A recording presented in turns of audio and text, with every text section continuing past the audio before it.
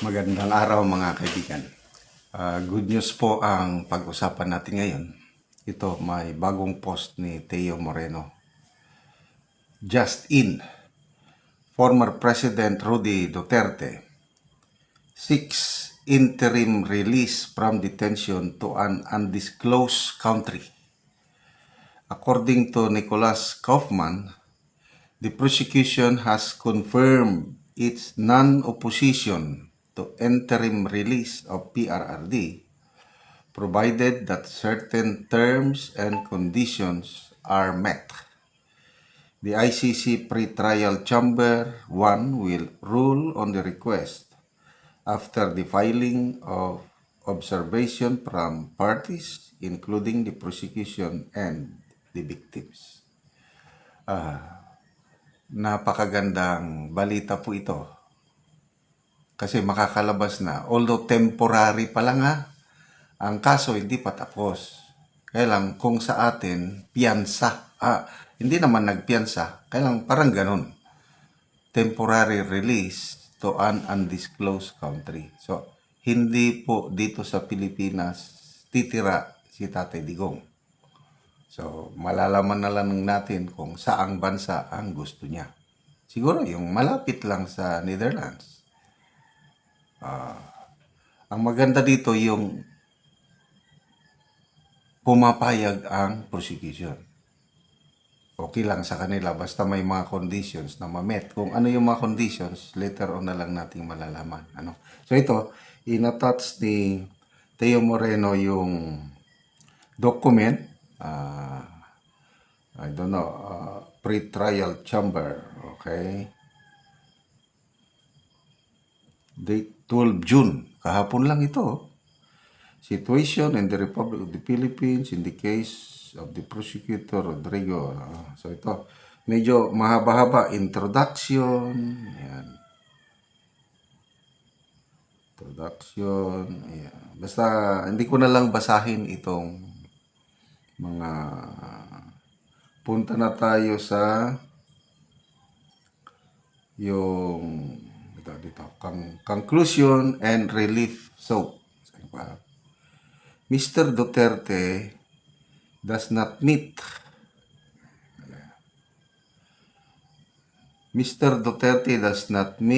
any of the conditions to warrant further pre-trial detention as provided in Article 58. He does not pose an objective risk of flight, nor is his arrest necessary to ensure the integrity of the investigations or to preclude the continued commission of crimes. He must, as a result, be immediately released from ICC custody. Redacted as affirm its principal willingness to cooperate with the court and accept Mr. Duterte into its territory for the duration of the interim release. Yung country na pinili ni PRRD na doon siya mamalagi, pumayag. Basahin ko hindi pinangalanan yung country. Blank has affirmed its principled willingness to cooperate with the court and to accept Mr. Duterte unto its territory for the duration of his interim release.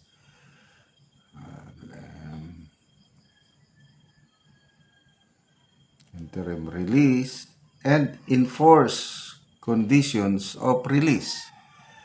It has also affirmed that it will make its prompt observations should it be invited to do so by the pre-trial. As such, the defense will respectfully request that the pre-trial chamber order Mr. Duterte's immediate release into blank, yung country, under any conditions as deemed appropriate.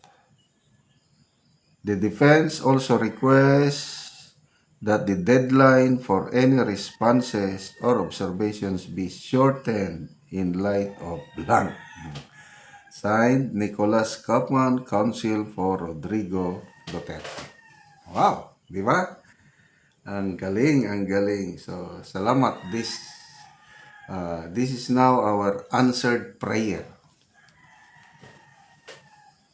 Alam ko marami sa atin ang nagdarasal. Ako, basta every morning, kasama si Tatay Digong sa aking dasal, good health, comfort, then yung makabalik siya sa Pilipinas alive and kicking, and then dito na nga yung release. So kahit hindi naman siya makabalik sa Pilipinas, okay lang. Wag mo na siyang babalik dito hanggat hindi natatapos yung kaso. Yun, parang nagbabakasyon lang sa undisclosed country na pinili niya. So lalong ano ito, kasi napakalungkot naman yung nag-iisa siya doon. Yun ang magiging kalaban niya, yung boredom o loneliness. So kung makalabas na siya, yan, open na ang... Nako, mas ano na naman ito, may bagong tourist attraction na naman kung saan siya, example, ano bang bansa na malapit sa Netherlands? Sabihin mo na lang kay Norway. Norway. Kung doon siya mamalagi sa Norway, nako, doon na ang puntahanan ng mga OFWs. mawawalan na ng turista ang The Hague, Netherlands. Kung saang bansa doon siya mamalagi, doon ngayon ang puntahan ng mga OFWs. Kaming mag-asawa, gustong-gusto naming bisitahin din si Tatay Digong. Kasi yung kamag-anak namin, nandun na, nakabisita na. Sabi namin nga, bakit hindi natin puntahan para ipakita ang suporta kay PRRD? At then, ito na lang, tuloy po natin ang pagdarasal. Nakikita ko, hindi magtatagal. Kasi, ulitin ko, yung prosecution, pumapayag. Okay lang na temporary release. Okay? So, let's continue to pray. God answers prayer. Okay, salamat mga kaibigan sa inyong pagsubaybay sa ating channel. Nakakatulong kayo ng malaki sa tribong Talandig ng Bukidnon. Dahil ang income natin sa channel na ito is pantulong sa tribo. Namimigay tayo ng livelihood assistance, na nagpapatanim ng sayote, saging lakatan at Arabica coffee. So panoorin nyo ang video na ito. Ang sidling nga kape nga itanom ilang manang so tabang ang iyang mga anak. Aron magkugita kay aron makakuan mo pag eskwela. Kay kundi ka magkugi, di yun mo kuan pag eskwela. Kay mo man pagsuportar kay kuan na sad. So, kape na lang. Kape na sad ang atong itanom. So karon giparborise na ni Manoy ang tamnan og kape. Nga bangag ikuan na iti.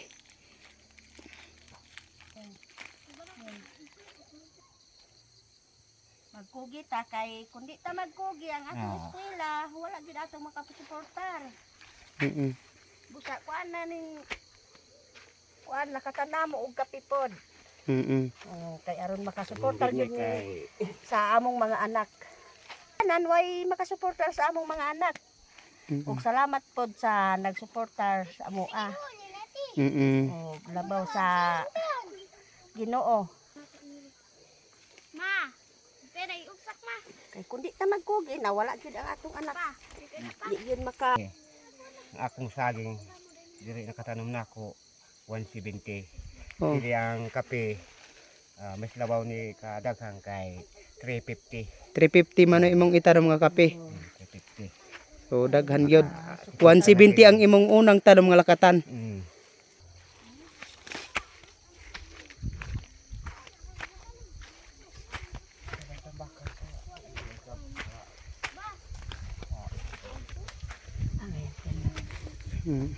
salamat sa Ginoo. Oh. Salamat sa Ginoo nga nagsuportar sa amoa ug nagsuportar aning pag kuan namog kape. Sige manang, Oo. salamat.